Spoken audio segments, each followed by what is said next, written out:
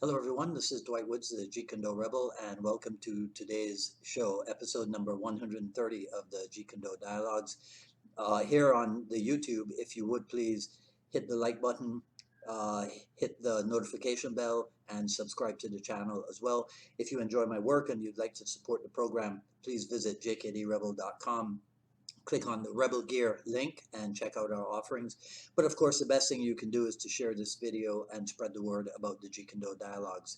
So my dialogue partner today is a guy that I know only from his online behavior.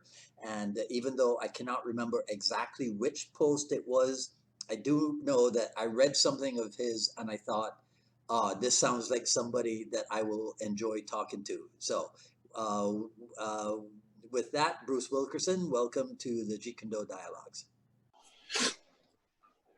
Cool. Yeah, that's very cool. Mm-hmm. How you doing? Pretty good. Friday afternoon. Yeah. Hey, when you said to me that that you use Zoom for work, that immediately sparked a question for me. Is work AGB or something else? What's that? Is work 100% at American Boxing? Oh, no. I do IT for hospitals. Ah, okay. So you have like a real, you have like a real life. Yep. Yeah, you're not like me. Yeah. You know, it's funny because I had a lot of people over the years say, why don't you open a martial arts school? You know, and this was like in the 80s. Right. And I'm like, man, you couldn't make a living back then. You know, it never even occurred to me. Yeah. And people can make a good living. And I think it's so awesome. Yeah. I mean, I remember my first place when Neil Coliff first saw it, he starts laughing. I go, what's so funny? He goes, Dwight, it's obvious. You chose a warehouse that looks just like the Inosanto Academy. And he was right. He was on the money. That is exactly what I did. And that's why I started a school. Everybody that I admired was doing stuff out of a warehouse. Yep. Right. So I was like, okay, well, I think that's what you do. Yeah. Yeah. And so you never entertained the idea? I have actually. You know, my son's a pro fighter, and we're thinking about doing something like that in Orange County. So that's something we're kicking around. Ah, so I don't remember, and I should have done a proper intro of you and what have you, but I don't remember exactly what the post was. But there was something that you put up on social media, and I thought to myself, I got to talk to this guy. I don't remember it. And now I think about it, because I was looking through some of your old Instagram stuff, and the one that jumped out at me, and I don't remember if it's this one, but it's the one that says you don't have to wear a mask if you don't want to, or something. And then the response is, oh, it's kind of like carrying a gun, right? Yeah. Right. Right. And but so let's start here. One of the other things you said to me is you're certified by Tim Tackett and by Burton Richardson, and you did train at the Inosanto Academy. But I would say from a lot of the stuff that I've seen of you on social media, you obviously spent a ton of time with Erik Paulson. Yeah. Okay. All right. So let's start there. Can you give me the chronology of all that? What came first? Who came first? How it came about, and all that stuff? Sure. Are we live right now? You're talking about right now? Well, okay. So I just started recording, but we're not live on anything. It's just me and you. Okay. Yeah. Well, I'm originally from Oregon, and I trained in karate in the 70s. But I wanted really badly to train in Jeet Kune Do. I mean, I got started because of Bruce Lee. Right. So when I moved to California, I moved to Palm Springs, and I started training with Mr. Tackett. You know, the Jeet Kune Do book in the back, it's got the family tree. Yeah. I saw Mr. Tackett's name, so I called information and started training with him. And about a year later, my best friend was my training partner. He said, I know this Taekwondo school. Let's go over there because we can spar these guys. And I said, that's great. And we got there, and I was talking to the teacher, and he had another guy running class. And I heard the guy say jab cross, you know, something. And I thought, jab cross? What the heck? This is Taekwondo. And I mentioned Jeet Kune Do, and the guy goes, oh, well, this my other black belt here trained in Jeet Kune Do. Let me introduce you. And he says, this is Erik Paulson. So that's how, I mean, Erik and I have been friends for 30 some years now. And I actually introduced him to Mr. Tackett. That's how, because at that time he was still just doing Taekwondo. Oh. But we've been friends way, way back since then. And then he moved to LA, and, you know, we always stayed in touch, and we're very close friends. So we both ended up in Orange County, and that was when I was an instructor in Erik before all that. I was training with Erik in '91 in shoot wrestling. I see. He was doing Gracie Jiu Jitsu. Mr. Tackett actually paid. Wait, I lost your audio on that just now. Mr. Tackett actually sent him to the Gracies and paid for his introductory private lesson, so he could come back to the Wednesday night class and teach us all what he was learning. Yes. So that, I mean, the whole thing with grappling and all that goes all the way back, because Erik was always after me, telling me, you got to learn grappling, and, you know, and I didn't want to. Right. Yeah. So, I mean, and then, you know, like I said, and then right after I started training with Mr. Tackett, I started going to the academy also.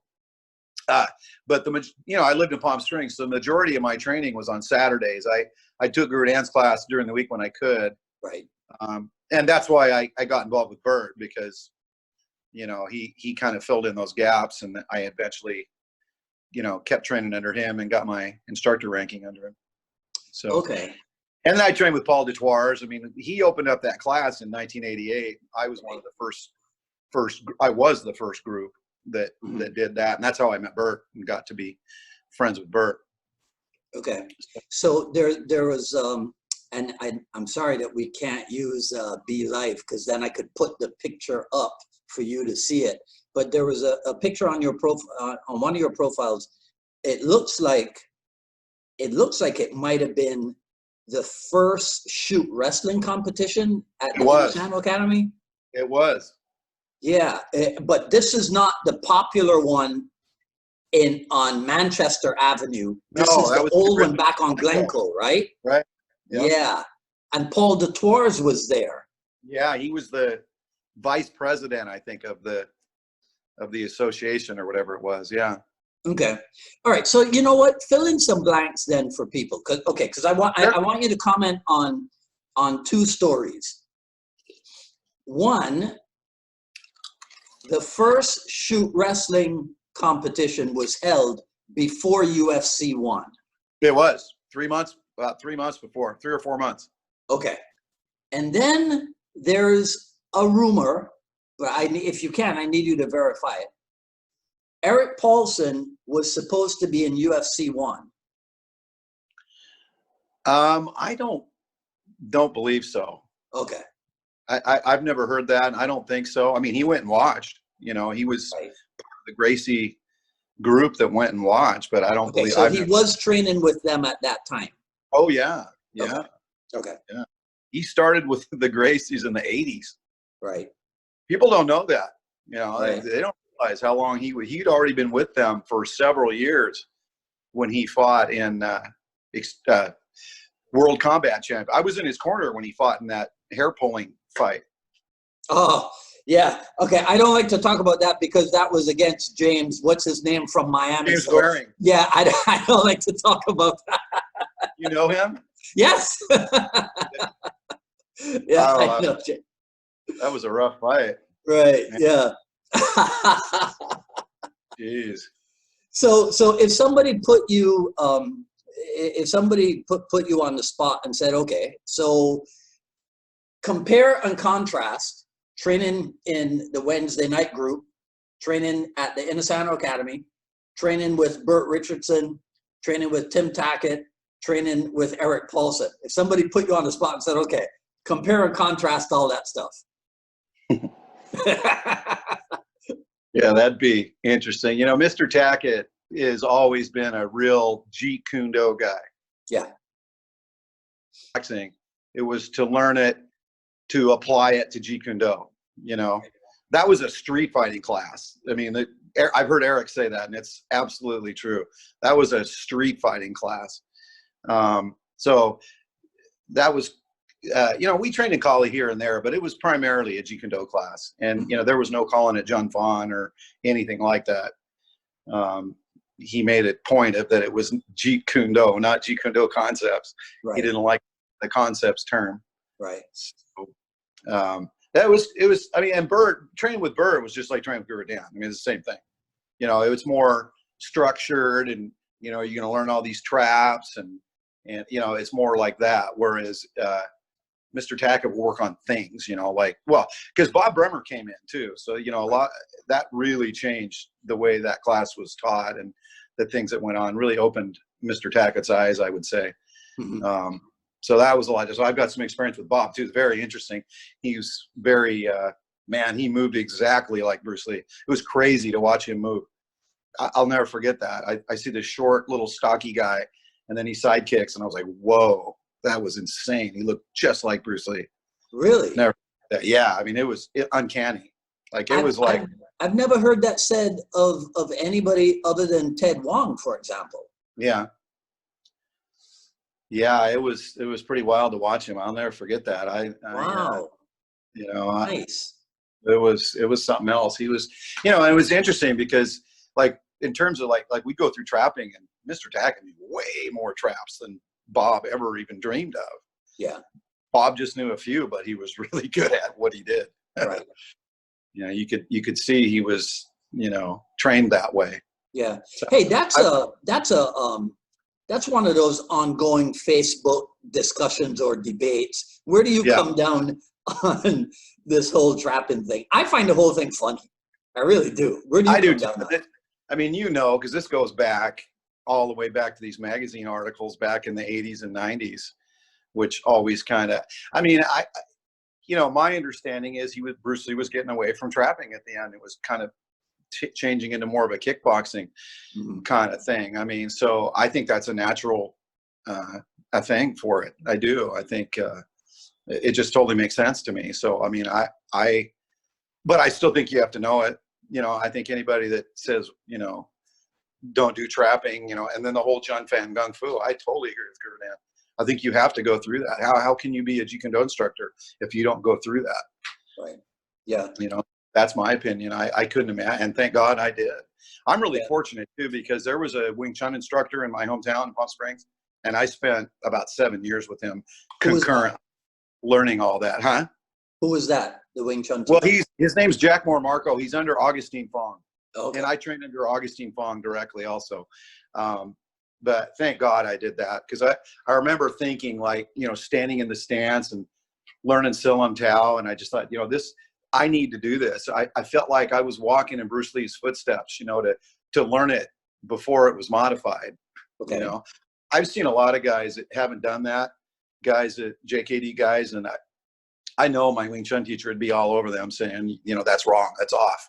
Right. Because the angles aren't right, and the arm position isn't right.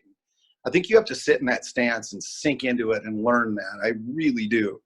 I'm strong belief in that. Well, interesting, Bruce, because that's another controversy that's out there, whether or not the Wing Chun so there's two things. Is it necessary, right, to get into Wing Chun to understand Jeet Kune Do? And then I forget what the other one was, but those are issues now as well. I know. I mean, I agree with you.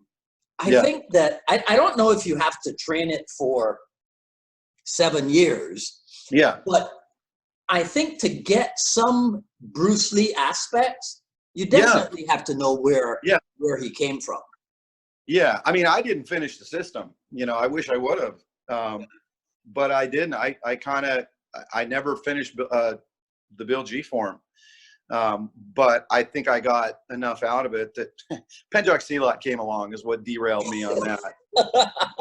Paul DeTuars started that class up, and I just, I went head right into it right away. And so that really derailed all that for me. So why did Silat have that effect on you?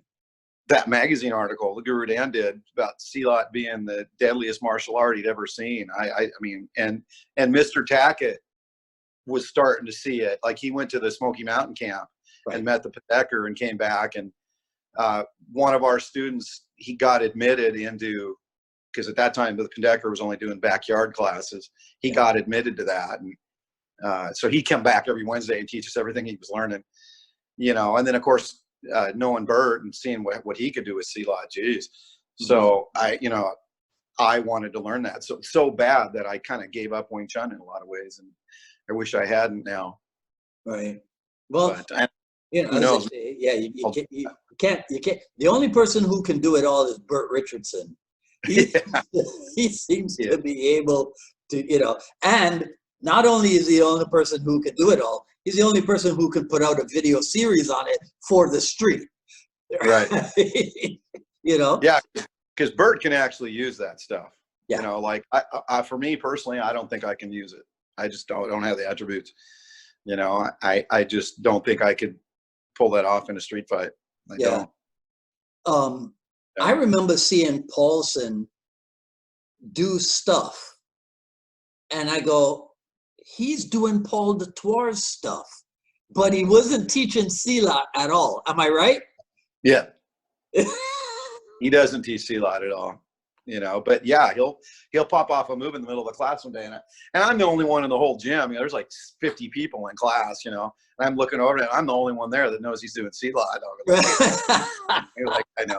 Yeah. That's Well, I taught at Erik's gym for 8 years. I left in 2015. So, I spent one heck of a lot of time with Erik. So, but Erik's another guy that could pull off stuff that other people can't pull off. Yeah. He, like Inosanto, refers to Erik Paulson as one genius. All right, and he definitely has that mind for he does. Yeah. So Orange County, that's is American Gym in Orange County as well? Yeah, it is. How big is Orange County? It's big. It's big, and that. It must be, because OC Kickboxing is there, you guys are there, and Paulson's there, right? OC Kickboxing closed. What? Yeah, they've been closed for about a year now. Dan Sullivan moved to, he sold it, and then the new owners, just without Dan there, didn't keep going. That always happens. He got married, moved to the Philippines, and has. Right. I knew he had moved, and I knew he had sold it, but I didn't know that they folded. Yeah. Yeah, I've seen that happen very, very often. I think. Do you know Don Garin? I know of him. Yeah. Yeah, I think something similar happened. With Don as well. Man, that's too bad. That was a great place. Yeah, but there's so many gyms in Orange County anyway that affiliated with JKD. Right. Guy, Muay Thai gym, and he's training a lot of well-known UFC fighters, and there's just so many. There's plenty of room for everybody anyway. So it's, but yeah, he's been gone a while now. In fact, some of their instructors came over to our gym to train for. So what would you say is the makeup of a modern martial arts gym? Is it because tell me if I'm seeing it correctly. We still have the traditional schools, and they still operate, and they're still doing well. Right. And then we have the schools that are capitalizing on kickboxing, and then we have the schools that are making sure that alongside the kickboxing, they have a jiu-jitsu program. Right. And then we have maybe the straight ahead jiu-jitsu, gi or no gi, right? Is that Right. what's going on? I think so. Yeah. I mean, the jiu-jitsu gyms, they're all over, you know, and they're all doing really well. But like you said, then you got these UFC gyms are everywhere around here. And so they have a little bit of everything. Right. It drives me crazy though, because the striking coaches, a lot of them, not all of them, but a lot of them are super underqualified. You know, that nobody checks credentials or anything. You got these guys, because I've had some of them come into our gym, and I'm just blown away when I see them teaching, and their lack of knowledge is just, you know, because they haven't been, you can tell they haven't been through anybody's program. They don't have curriculum. They don't know how to explain things. They don't know how to teach how to kick, any of that. So it's like when I first walked into the gym I'm at now, I was kind of shocked. I was like, God, most of these guys here don't know anything. Wow. So, or you'll have like a guy that fought. Maybe he had a couple MMA fights, but he didn't go through anybody's program. Right. So like, oh, he's a fighter, yeah, but he doesn't know that much. Yeah, but that's the thing. I don't know why it is that people automatically think if you're a fighter that you can teach. Yeah. Because some of the top boxing coaches in the world were never fighters. Absolutely, 100%. Right. And can Mike Tyson teach boxing? I don't know. I wish he would. I don't think so. Yeah, I think he could. Okay, so what classes at American Boxing are your responsibility? Well, I teach. Erik teaches STX kickboxing. You know, which when I went over there, they wanted their Muay Thai guy had just left. They wanted a Muay Thai program, and I said, well, that's I definitely can do that, but I'm gonna mix in Savate and JKD and Dutch kickboxing and all the other stuff that I do into that. And then, of course they're happy with that. So yeah, I mean, I teach STX kickboxing, and I teach CSW. Okay. Yeah. I had a jiu-jitsu class. I'm not teaching it right now, but that's something I'm going to be doing. Probably. I'm not really a fan of the gi, so I teach mostly no gi. Right. Yeah. Hey, what's the state of quarantine in your state?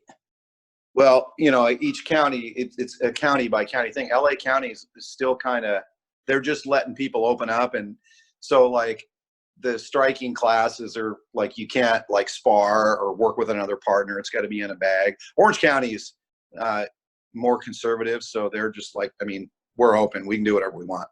Okay. So it's back to normal in Orange County. Thank God. Yeah. No, yeah, because I remember hearing that you guys were targeted, I guess, by the government or what have you for, I guess you're just stubborn in Orange County, huh? Well, there's a little bit more of a Republican base there, so I guess that's what's driving it. I don't know. I guess. Yeah. Well, hey, Orange County will always have a special place in my heart because that's where I started in '83. Yeah, we were on the campus at UFC Irvine. Oh, UCI, yeah. Yeah, that's where they were holding California Martial Arts Academy, and that's where I started. So I'll never forget flying into John Wayne Airport and what have you. It was cool.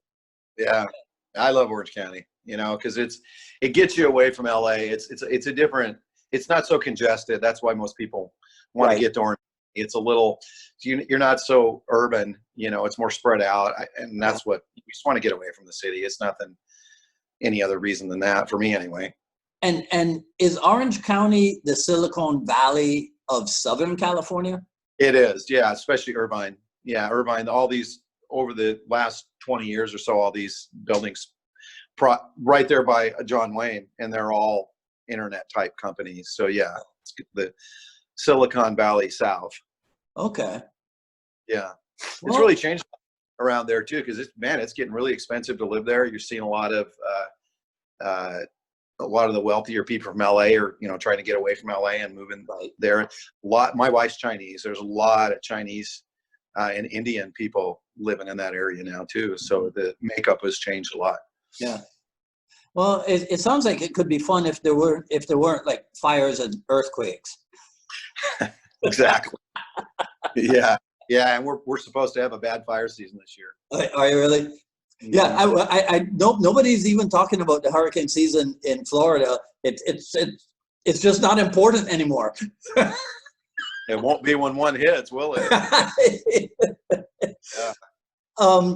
So you talked about the guys not having gone through a program, not having curriculum, and tell me about structure then behind what you do. And did you take it wholesale from anywhere, or did you like put stuff together for yourself? No, I've always put it together myself. You know, I do think that I need to give a lot of credit to Burton Richardson, because he was the first person that talked about teaching in a progression to me.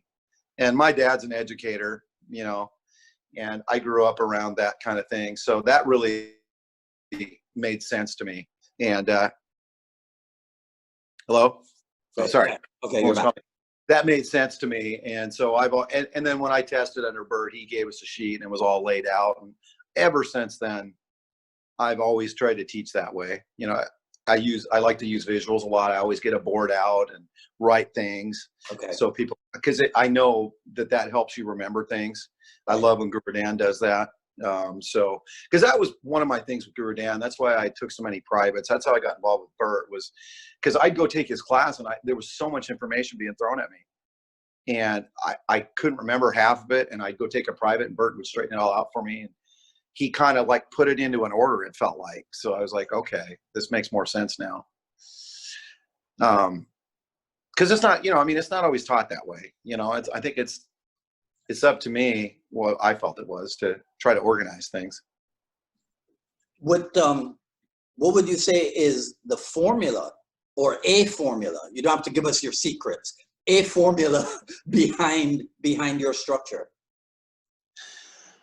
Well, I think you got to break it down, you know, and there's obviously, you got to take a look at the material and say, how can I take this from A to Z? And you know, as well as I do, that's constantly evolving and changing, you know, like my progression a year ago would be different than it is now, but there's still fundamentals in there. I think footwork has got to be fundamental number one. And then in a nutshell, footwork, then offensive weapons, and then counters, and then sparring. I think I remember, I trained with Guru Ted a lot too. And he talked about this. He said that like in karate, you learn how to punch and kick, and then you spar, and there's nothing in between that. Right. Whereas boxing and kickboxing, you do all this drilling. So I do a lot of drilling with just really basic stuff. And that's the bridge between, and he used to tell me, Panatukan is the bridge between the techniques and the sparring. And I love that. That helped me so much. So I've always kind of tried to keep that in mind. Guru Ted was so far ahead of his time. I'll never remember the Del Taco on close to the school on Glencoe. Yeah, down on Washington. Yeah, or Lincoln. Yeah, and I that Saturday morning class. And I'm not an instructor under Ted, so there are people that can speak a lot more about Ted than I can. But we used to go eat lunch with him, me and my best friend, Chris Arnold. And we'd sit there and talk to him for hours. Yeah. And I remember, you know, his whole thing, he called it Temujin JKD. Yes. I don't know if you've heard this before. You know, Temujin was Genghis Khan's name. Yes. And the reason he took that name is because Genghis Khan, the reason he was able to do what he did was he united the clans. Yeah. That's why he named it Temujin, because he wanted to unite the Jeet Kune Do clans, because he felt like we had more in common than we did differences. Mm-hmm. And he said, I'll never forget that. He said, any idiot can find the differences, but it takes someone intelligent to find the similarities. Right. That's what we need to do. And that really struck a chord with me. That's like all these arguments about Jeet Kune Do and all this stuff. I always think like, man, we should all be brothers. You know, why are we fighting about all this stuff? You know, it's like, why not go train with Guru Dan and then go train with Ted Wong? Guru Dan would never, ever tell you not to go train with Ted Wong. Exactly. Or anybody like that. Exactly. And it's like, I trained with Bob Bremer, and, you know, he showed us the hammer principle. I've never seen anybody teach that except Bob Bremer. Right. Ever. Yeah. You know, and it's like, that was amazing. Why wouldn't I want to learn that from Bob and then learn, you know, I never trained under Ted Wong. I've seen a lot of stuff Mark Stewart does. Mm-hmm. And I've seen some stuff that I was like, wow, I never knew that. I didn't learn that. the way he steps and his heel lands first and then the toe. Right. I've never seen that. I would have liked to have trained with Ted. I'll tell you this, because you're definitely onto something. I mean, because, you know, I talk to everybody, and a bunch of things that you just said there, I wish I could have written them down, because like 6 questions came out of what you said, because you were talking about structure, and you said footwork first. Yeah. That's a Ted Wong thing. Yeah. Right. Then you said offensive stuff and how to counter. Yeah. For me, that lesson was driven home by Richard Bustillo. Oh, nice. Yeah. Right? You see? So it goes right back to what you were saying about the commonalities that we have. Right.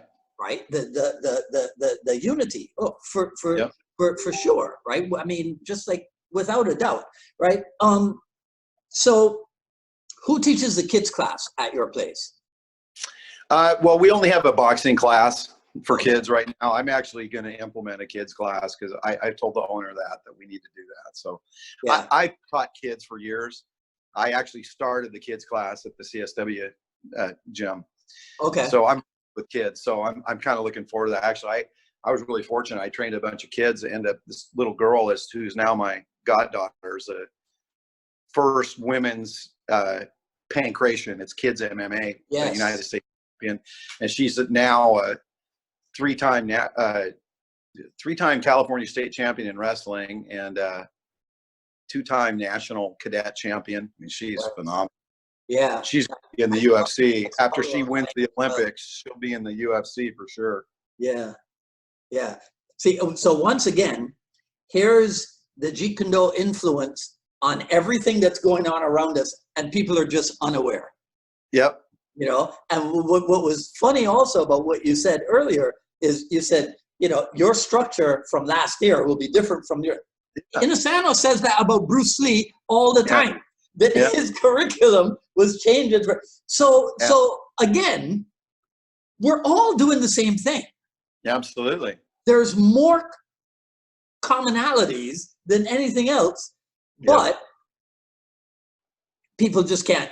I don't know, for whatever reason it won't you know, sink into their heads. But I think one of the sticking points is some people. You tell me what you think of this. Some people have a belief that, well, no, it has to be exactly this way, right? Because this is how, and they'll say this is how Bruce taught it.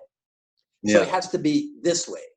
Yeah. And, I mean, what do you make of stuff like that? Like, well, I think that's silly. You know, I mean, it's like, that's like a moment in time. It's frozen. I mean, and I get what they're saying. They want to have what Bruce Lee taught exactly the way Bruce Lee taught it. You know, I just don't think, you know, had he lived, it would, you know, it would look like that. That's okay if that's what you want to do. But at the same time, I think you need to acknowledge that, you know, that things change.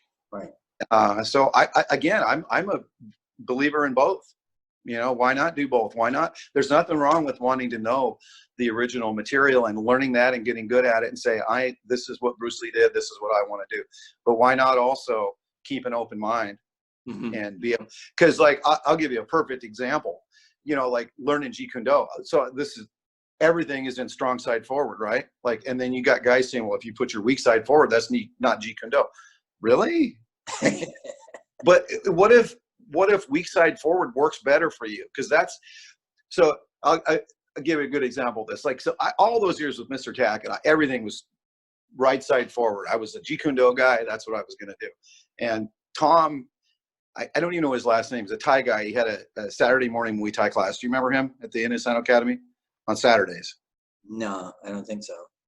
And he had big, huge legs. Man, he was really traditional Thai boxer all the way. And Chad Stahelski, who's my training partner and friend, and we all took that class. And they didn't care. It's the Inosanto Academy. If you want to go in there and try to G-Tech guys or whatever, they don't care. They're not going to tell you have to fight like a Thai boxer. So I used to go in there and spar. And I was getting my legs pummeled to death. I mean, everything I did. If you tried to sidekick one of those guys, you get your legs busted up. Yeah. And so I remember thinking one day, like, you know what, I'm not really giving Muay Thai a chance. I'm going to go in and try left lead just on a lark. It really wasn't anything. And I can't believe how much more effective I was, like double effective. Right. And I never looked back. Yeah. I was like, I mean, why would I go in there and force something and get beat up when I can do it another way and do better? Mm-hmm. And right. so I really feel like that's kind of led me away in a lot of ways. And you think about Bruce Lee, like he wasn't really exposed to Muay Thai like that, you know, where you're in there day in. I think it would have changed him. I do. I mean, because, you know, he's looking at more like karate and kung fu guys. He hadn't really been exposed to, and the karate guys weren't kicking the legs. You know, I fought in point fighting in the 70s. It was always above the waist. Mm-hmm. So I wasn't really used to anybody kicking my legs like that. Yeah. I mean, I'm sure you've experienced that. I mean, anybody you just get in and play around with somebody that's had some Thai boxing, you find out real quick. Yeah. It's unfortunate that sometimes it's sacrilegious to think that Bruce Lee may not have known it all or have been exposed to high level whatever or whatever. Right. You know? Yeah. I agree. Yeah. I read an article, and it was a long time ago. Someone said that some Thai boxers came into the Inosanto Academy, and it was in like 1978, and beat up everybody, and they were shocked. And I remember that going like, wow, really? And at the time I thought, no way. Well, they couldn't finger jab, you know? Right. Well, I think Sifu Dan himself started with Ajahn Chai in 79. Right. Right? Yeah. You know? Yeah. I mean, I remember, I could never forget my introduction to Muay Thai. It was disastrous. Right? And I was a long distance runner, but it was still disastrous. Yeah. So right there you go, oh, there's another level. Yeah. So it becomes something that you adopt, so to speak. Since we're let me ask you this: Did you watch the 30 for 30 documentary? I watched part of it. I haven't been able to watch the whole thing because I was in the middle of something else. So, but of what I did see, it didn't really break any new ground for me or anything. I mean, I've devoured everything that there is. I think I've read every book that about Bruce Lee that you could read, you know, and all that. So, you know. Yeah. Did you see anything new in there that you hadn't seen yet or heard? Not really. Yeah. And I get the angle that they were pursuing or the angle that they were pushing, which is to tie the topical story of racism in America into the story of Bruce Lee. Right. You know, so I talked about it on Wednesday. I'll tell you this. I just don't see Bruce Lee going home to Linda Lee and complaining that Hollywood was mean to me today. I don't see that. Right. Yeah. I don't. So that's pretty much my take on the documentary. I mean, I get it. Yes, I get it. Right. I know, yes, stuff happened, but I don't think he ever focused on stuff happening. I think he was like, oh, okay, I'll just go this way. Yeah, exactly. As simple as that.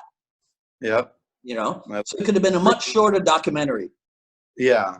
I guess they kind of had an underlying theme there. Yeah. Right. So it is what it is. So what we've talked a little bit about what distresses you about the present JKD community.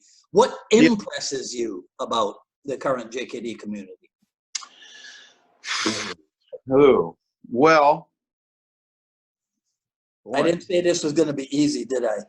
I've never really contemplated that. Well, I mean, the folks that I'm like with you, I mean, I'm more in contact with the Inosanto branch of that. So, and they're alive and well. So I'm impressed with that. I think, you know, if you look what Guru Dan's done, spreading it out to all these people because of, you know, that it's amazing. And they're such a great group of people, you know, and they're so open-minded because of him. You know, it's like, and it goes back to what I think about all the time. I am so fortunate that I went to the Inosanto Academy to be able to be exposed to all those martial arts, not just Jeet Kune Do.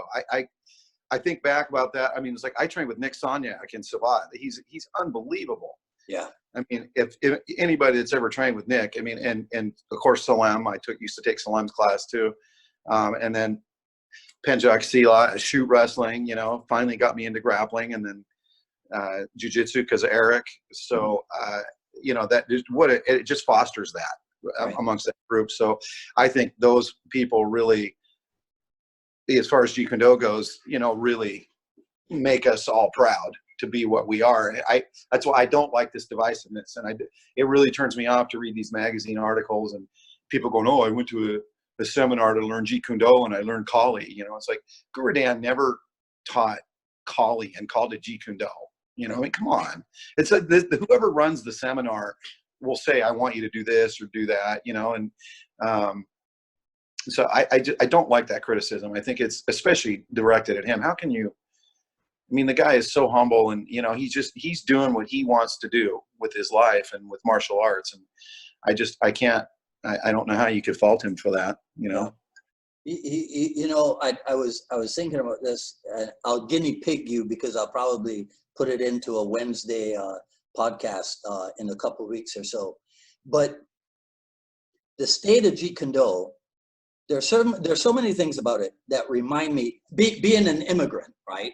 That remind me of the state of this country, because Jeet Kune Do is all about freedom, as is the United States of America.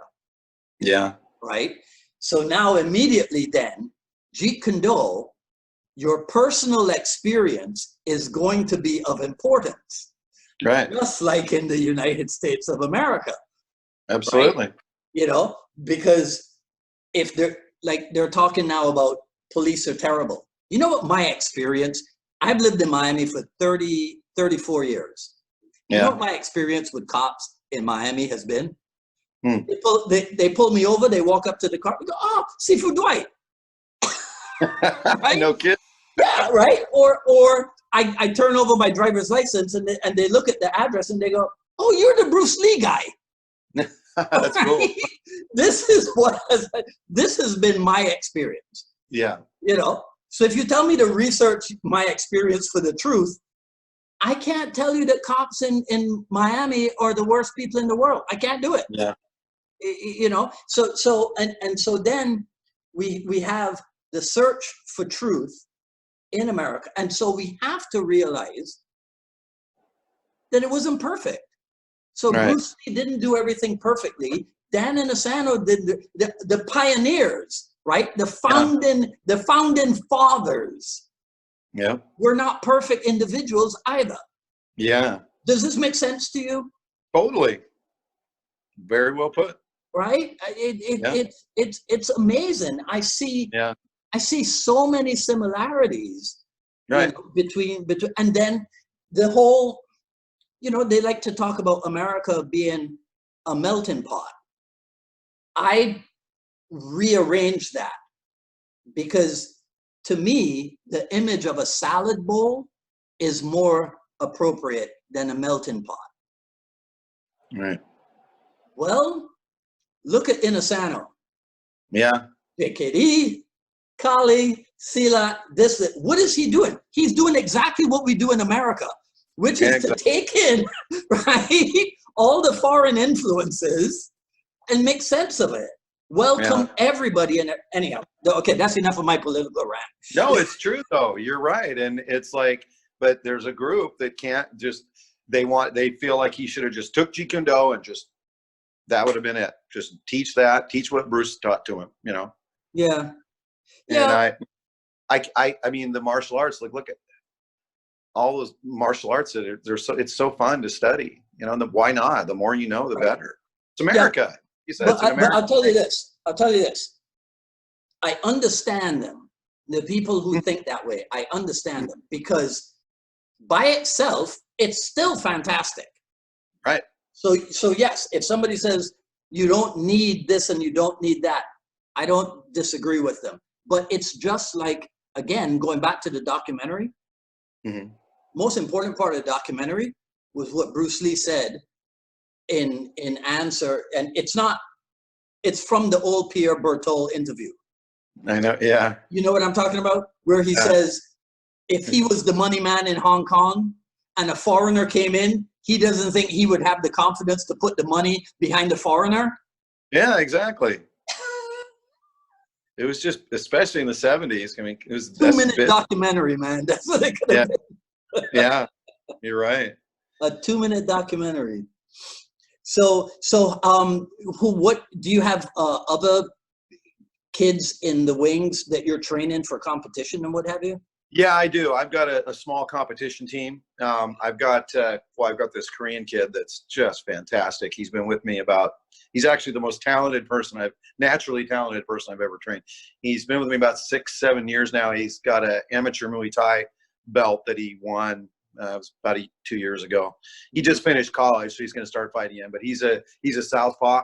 And when I first met him, I said, "Listen, I want you to watch Manny Pacquiao and try to imitate him." And I mean, this kid does stuff that I never taught him. Like, he's got people falling through the ropes. You wouldn't believe the stuff this kid does.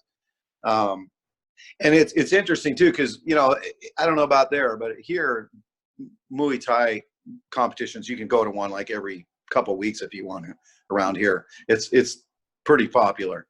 Not so much kickboxing. It's Muay Thai. So we fought in a lot of Muay Thai fight. I've been doing that for 7 years now, and we give these guys fits because we move around a lot, right. And we more boxing than they do. Our boxing hands are definitely, I'd say, better. I hate to use the word better, yeah. And we move around a lot more, and we give these guys fits. They can't even train for the guys I train because they fight so different. So, but he's going to start fighting boxing now, and I think he's going to turn pro. And I do.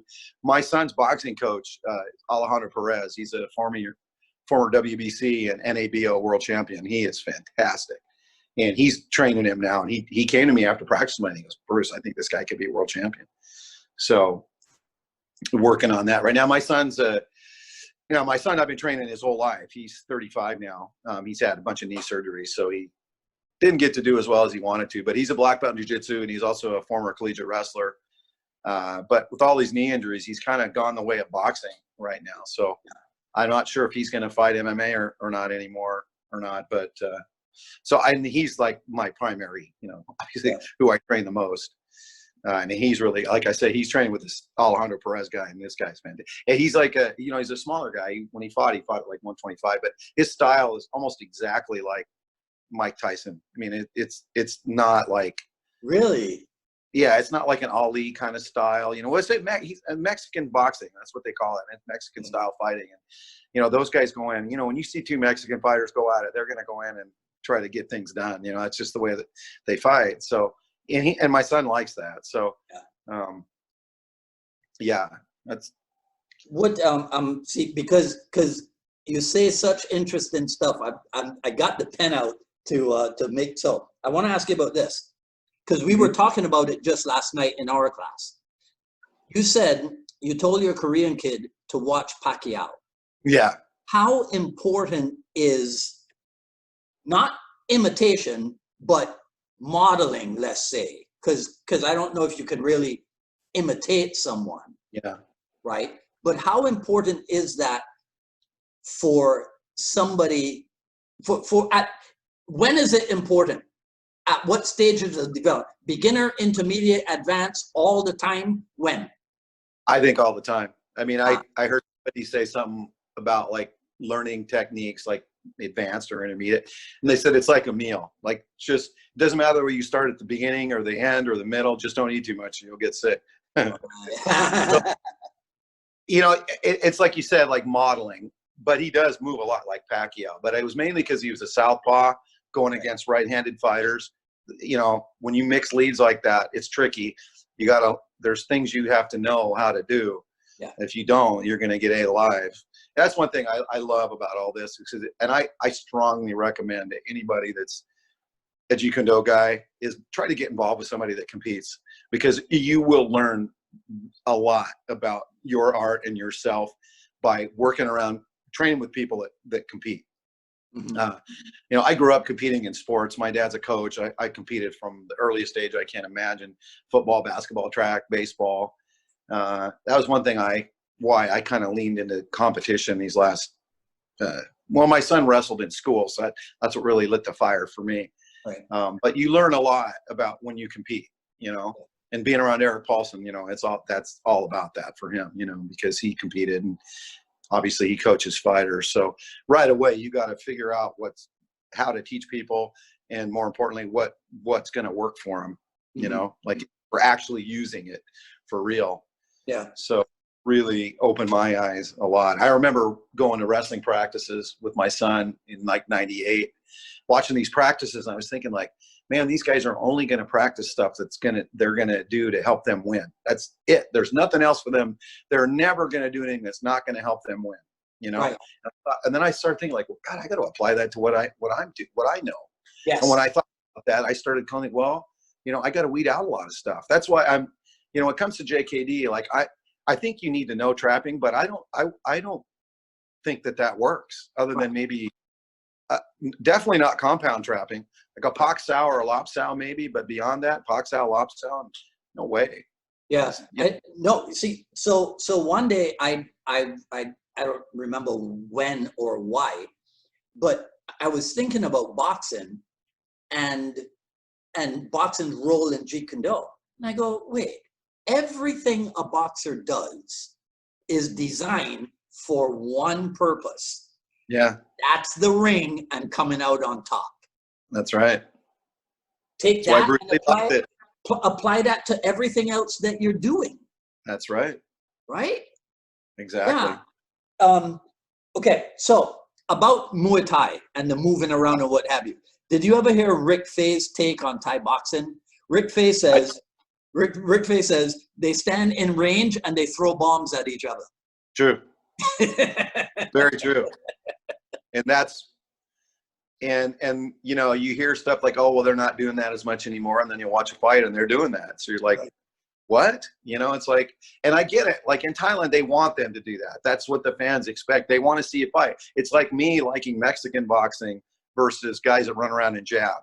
So I get that, you know, but you know, you got to have a little mix of both, in my opinion. And that's where the savate really comes in. I mean, I'm so glad that we move around like that. And Dutch kickboxing does that a lot too. You know, Erik trained with Rob Kamen. A lot of the stuff Erik teaches is from Rob Kamen.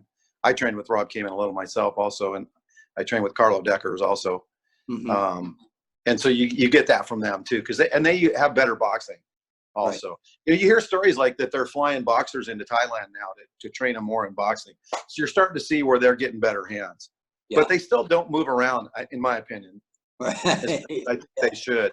I think you look at like Brian Popejoy is a good friend of mine. I don't know if you know who Brian is. He's married to Ajo Guy's sister. And, you know, we go train at his gym, Boxing Works, and he's got a boxing guy there. And if you watch his fighters, they all have good boxing. You know, I mean, they have good boxing. And I love the fact that he's doing that. Yeah. I mean, well, Ajahn Chai emphasized the boxing from day one. He did. That's true. Right. He really did. And that's kind of surprising. And you're right. Absolutely. I remember watching, he was bobbing and weaving. I was going like, man, you're bobbing and weaving? Because I've heard Thai guys go, oh my God, you do that, you're going to lose your teeth. You're going to get kneed in the face. Yeah. And he's teaching it. And I was like, oh, that's refreshing. That's good. Yeah. Yeah. It's a hell of a thing though, because I mean, so now if they're flying boxers into Thailand, everybody's opening up their minds and cross training. I don't know, it sounds a little bit familiar to me. It does, doesn't it? Something that was done 50 years ago, I don't know, right? Hey, let me ask you this. Is there such a thing as Mexican versus Filipino boxing? Well, you know, you didn't really hear that much about Filipino boxing outside of our group. You know, right. I spent a lot of time around, but we go train at Wildcard Boxing Gym all the time. In fact, I sat and had conversations like this with Freddie Roach before. Mm-hmm. You know, you don't really hear that, you know, like Ron Balicki and those guys, because he's really into talking about Flash Lordy and all that. But outside of that, I've never really heard anybody like say, oh, Filipino boxing, like it came from stick fighting or anything like that. I tell people that all the time. That's one thing is I've been teaching Kali at the gym. I just started about a year ago, and people come up to me and I said, hey, you know, this would make your boxing a lot better. Right. So I'm starting to get people to kind of finally figure out there's a relation there, you know? Yeah. So yeah, I heard that, I don't know how to pronounce her last name, but the UFC fighter Rose Nama something. Nama Yunus. Yeah, I think I heard that she's been trained in like knife sparring or something, right? So now the Filipino stuff is making an inroad. And because remember I told you that I was being interviewed earlier today here in Miami. The guy sent me a YouTube video about somebody named Alex the Kid. Do you know who that is? Caceres? I don't know. But it's a video and it's talking about Panantukan and Umog and Silat, but apparently he's a UFC fighter. Huh. Yeah. To look him up. Yeah. I'll send you the link to it because the way the video is done, it looks like he's a video game character. So I wasn't sure if it was a real person or not because I'm too old for video games and all. That's fun. You know, I'm too old for all that crap. Well, I would imagine Rose Namajunas must have got that from Greg Nelson because Pat Barry. Yeah. This is what I was made to understand. So it's so funny, right? It's so funny how everything just comes full circle. You know, but again, everything comes full circle because of JKD, but JKD gets no credit. It doesn't. It's so cool though. Like you hear Joe Rogan call a kick an oblique kick on the UFC, and I'm like, that's our terminology. I tell people that all the time. I go, you know, that's our terminology. Right. We've been calling it that since the 80s that I know of. Yeah. And you see like Holly Holm and John Jones sidekick in the leg. Mm-hmm. Right. You know? Oh, yeah. And, yeah. And these guys don't know what to do because no one's ever sidekicked their leg before. You know? It's crazy. I'll tell you, well, to me, it's a funny Joe Rogan story. So he was interviewing one of his friends, and the guy was talking about being down in South America and like visiting some village or whatever. And that, and the way you pronounce it is ch something. And then the guy says that you spell it TJ, right? And Joe is like, ch, what kind of spelling is that? And I'm thinking, if Joe knew about the Dutch-Indonesian Pentjak Silat, he would know, right? He would know right away. The village of Chamandi or Chikalong, right? Yeah. I remember trying to pronounce that the first time. Right. Yeah. Yeah, it's a hell of a thing. Hey, are you going to do like Joe Rogan and move from California? Are you going to move to Montana or something? I'm already thinking about that. Yeah, I mean, because I'll be 60 in July, and so I'm hopefully going to retire. Mm. We're thinking about moving to Nevada, though. Okay. And it's not so much because, well, the taxes are super high in California, you know? Yeah. So in Nevada, it's a lot cheaper. So I don't want to get too far from here just because my son's here and all my friends are here. But yeah, I mean, I was born in Idaho. I'm from Oregon. So I thought about moving up that way, but I don't think I want to live anywhere where it's cold. Yeah. I've been in California for 38 years now. So. Right. Hey, okay. All right. So let's wrap this up with this. Can you, I don't know if anybody's ever asked you for this before, but give me your personal definition of JKD. Woo. Well, you know, like we've been talking about, you got two groups, right? Who are you going to listen to? Like I know one group would say, you know, it's what Bruce Lee taught. That seems kind of crystallized to me. And then you've got the philosophy of Jeet Kune Do. So my opinion on that is it's the philosophy of Jeet Kune Do, you know, using what works, you know, and you know, like I said, like going with Mr. Tackett and those guys, it was more like there's a common thread and you've got it, like no passive moves and, you know, power side, strong side forward and all that. So It's like I told you when you asked me about doing this interview, I have been through both of those camps. Yeah. So I kind of fall in the middle of that. You know, I think, you know, if you want to be a Jeet Kune Do guy, you know, I think you need to learn that. And I think you need to go through that. But at the end, like Bruce Lee said, once, you know, you get across the river, you don't carry the boat with you on your shoulders. Mm-hmm. So for me, I just, like I said, I think we can have our cake and eat it too. So for Jeet Kune Do, for me, it's both. Like I apply Jeet Kune Do to what I'm doing. Like if some of these guys that are hardcore JKD guys came to my class, they probably wouldn't see a whole lot. They'd say, well, that's more Savate and Muay Thai. I don't see that much Jeet Kune Do. Well, that's okay, because that's my own expression of it. That's what I think we should be doing. And I'm pretty sure if Bruce Lee was still alive, the stuff he'd be doing would look a lot different than it did in 1973. So yeah, you know. All right, cool. All right, you had fun? I did. That was great. Thanks. Yeah. I mean, keep posting. The next time we do this, we'll be on Be Live, and I'll be able to push up a picture of a post and have you comment on it, and then we'll do that, because you're you have that knack for picking like the most provocative stuff to put out there. I can't do that. Yeah, I can't. Yeah, I try not to. We were really, the thing is with Orange County, what was the stuff that was going on, we were just mad. I have a lot of friends that have businesses. They couldn't open their businesses. Yeah. And so when people were protesting, we weren't protesting again, as I was just want the business to open, because I felt like the whole COVID thing was kind of overdone. Right. Yeah. You know what? Yeah, I think it might have been something like that. Something about how the virus knows to infect you in a small business, but not. Yeah. It might have been something like that. Yeah.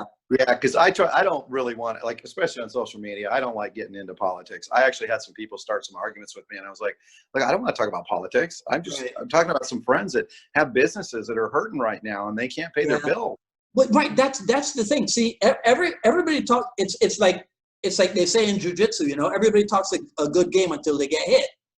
Yeah. So everybody talks a good game until your business is affected, or your family member or your friend's business is affected, and then you go, oh, yeah, it really hurts. Yeah. Well, I mean, like, look at Guru Dan. He's been locked up in his house for months now. Can't go to the academy. Must be killing him. Erik Paulson, you know, all those years, did. Now he's got a beautiful gym, and I don't want to see him lose that gym. He's worked too hard. Yeah. And I was worried about him, and they're doing fine. So actually, they're opening up next week, I think. Okay. Yeah. Well, that's just in time, because somebody should have recommended to Erik, get a VCR and plug it into the computer and transfer the VHS stuff to digital. Yeah. Because he's been videoing his TV screen. Right? I know. Yeah, I did. I plan on doing a lot of that in the months ahead, because I have I think I have 17 years of Inosanto seminars on VHS. I would love to see that. Yeah. I would love. I've got a lot myself. I put all my stuff onto DVD. I had it done years ago, so I've got tons. Right. My whole bookshelf behind me right there is full of DVD. I've got a bunch of his seminars that I picked up from different people that gave them to me over the years. So it's got to be done. We have to talk about the art, because if you don't talk about it, right, and if you don't revise the history when you can and what have you, the whole thing's going to disappear, right? Yeah, it will. Yeah, I would love to post some of that stuff. I wonder if I'd get, I don't want to get Simo Paula upset, if you post anything like that. I mean, well, I think I think we'd be safe if we post clips. Yeah. And then and not here, not do. I mean, this would be ridiculous. Oh, not the whole. I got the 2000 seminar for sale. Yeah, exactly. Right? I would never do that. Right, but you put a clip of something, and then whatever. I think you just do everything in an honorable way, man. That's it. Right. That's it. Yeah. All right. Okay, enough said. Thank you so much for agreeing to do this, man. I really Great talking to you. All right. Okay. All the best. All right. Take care, my friend. Thank you. Take care. All righty. All right.